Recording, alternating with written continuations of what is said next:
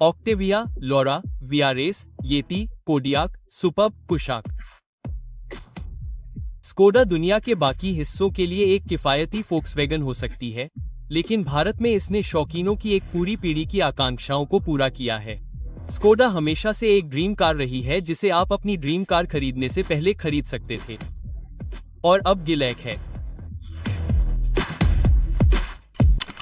के लिए भारत में पैदा हुआ और पला बड़ा किलक कुशाक से लिए गए सिद्ध, आजमाए और परखे हुए MQB प्लेटफॉर्म पर बना है।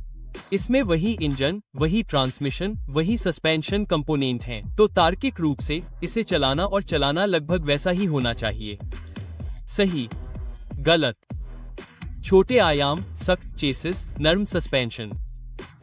मानवीय शब्दों में कहें तो इसका मतलब है कि आप कोनों पर और भी खुलकर मुस्कुराते हैं। खराब सड़कों पर अधिक आरामदायक होने के साथ साथ शानदार प्राकृतिक स्टीयरिंग फील से आत्मविश्वास बढ़ता है। कुशाक, स्लाविया और उनके फॉक्सवैगन काउंटरपास वास्तव में 25 लाख रुपए से अधिक की मेरी पसंदीदा कारें हैं। और अजीब बात यह है कि किलाक चीजों को एक पायदान ऊपर ले जाती है। सवारी में अभी भी वही यूरोपीय तीखापन है और आप हमेशा अपने नीचे सड़क की सतह को महसूस कर सकते हैं, लेकिन ऐसा लगता है कि किनारों को गोल किया गया है। 999 सीसी TSI इंजन एक अच्छे गोल आंकड़े से एक घन सेमी दूर है, लेकिन यह अपनी श्रेणी में सबसे अच्छा टर्बो पेट्रोल इंजन नहीं तो बहुत करीब है। एक 3 सिलेंडर, यह एक ऐसी चीज हो सकती है जिसे आप हर बार रेव करते समय याद कर सकते हैं, लेकिन यह एक जर्मन 3 सिलेंडर है। जिस तरह से ये खींचता है वह इसकी भरपाई से कहीं अधिक है। वास्तव में 2000 RPM से पहले टर्बो लैग का संकेत टॉर्क में स्पाइक को और अधिक स्पष्ट करता है। और मुझे नहीं पता कि आप क्या सोचते हैं, लेकिन मुझे अपने इंजन में थोड़ी सी पीकनेस और थोड़ी सी खासियत पसंद है। और यह 1 लीटर वीडियो में अब तक व्यवहारिकता या दादी के गाड़ी में आसानी से चढ़ने उतरने की क्षमता के बारे में समीक्षा किए बिना आ गए हैं, तो मैं सुझाव दूंगा कि 1 लीटर TSI को शानदार 6 स्पीड मैनुअल के साथ जोड़ा जाए। बेशक ऑटोमेटिक भी अच्छा है। सिंगल क्लच टॉर्क कन्वर्टर में DSG नहीं है, लेकिन यह स्मूथ, आरामदायक है और शहर या हाईवे पर परेशानी नहीं होती। लेकिन वे एक विलुप्त होती प्रजाति हैं। केवल मैनुअल ही नहीं, बल्कि अच्छे मैनुअल, अच्छे इंजन के साथ अच्छे मैनुअल।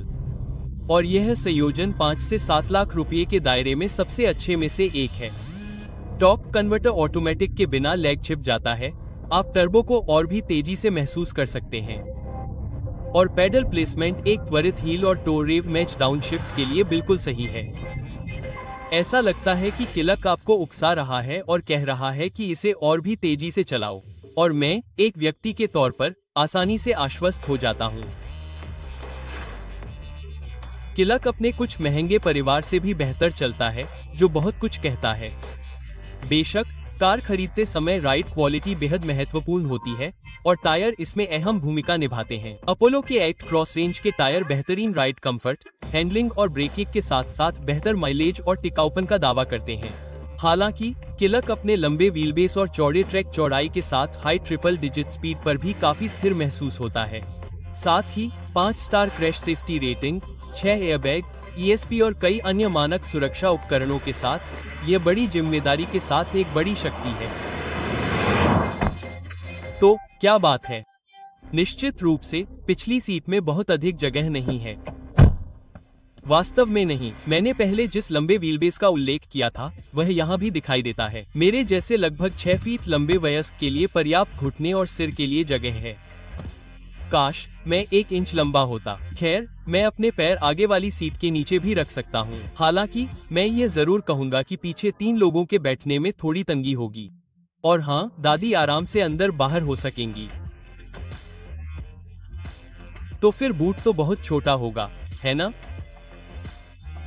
ऐसा नहीं है, क्योंकि छत तक 446 लीटर के बूट के साथ उन्हें इसे स्कोडा कार्दाशियन कहना चाहिए था, क्योंकि यह अपने सेगमेंट में सबसे बड़ा बूट है। तो फिर यह पेट्रोल की खपत ऐसे कर रहा होगा जैसे कल का कोई अंत ही ना हो।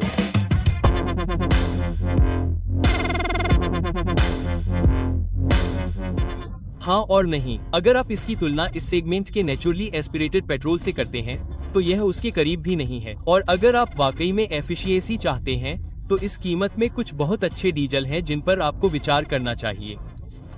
लेकिन जब आप इसकी तुलना टर्बो पेट्रोल से करते हैं तो यह वास्तव में सबसे एफिशिएंसी में से एक है।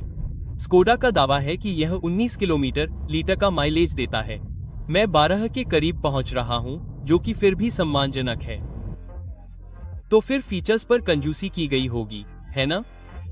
ऐसा बिल्कुल नहीं है। बेशक इसमें कोई एडस नहीं है, रियर में कोई रोल अप ब्लाइंड्स नहीं है, लेकिन स्क्रीन सही है। लेआउट बहुत ही आसान है। इसमें वायरलेस कारप्ले, एंड्रॉइड ऑटो है और अगर आप पर्याप्त पैसे खर्च करते हैं तो आपको वेंटिलेटेड सीटें, sunroof, keyless entry, cruise control और इसके कुछ प्रतिद्वंद्वियों की तरह पावर्ड फ्रंट सीटें मिलती हैं। लेकिन इसके प्रतिद्वंद्वियों के विपरीत केबिन में हर जगह आपके फोन, बोतलें और छोटी छोटी चीजें रखने के लिए पर्याप्त जगह है।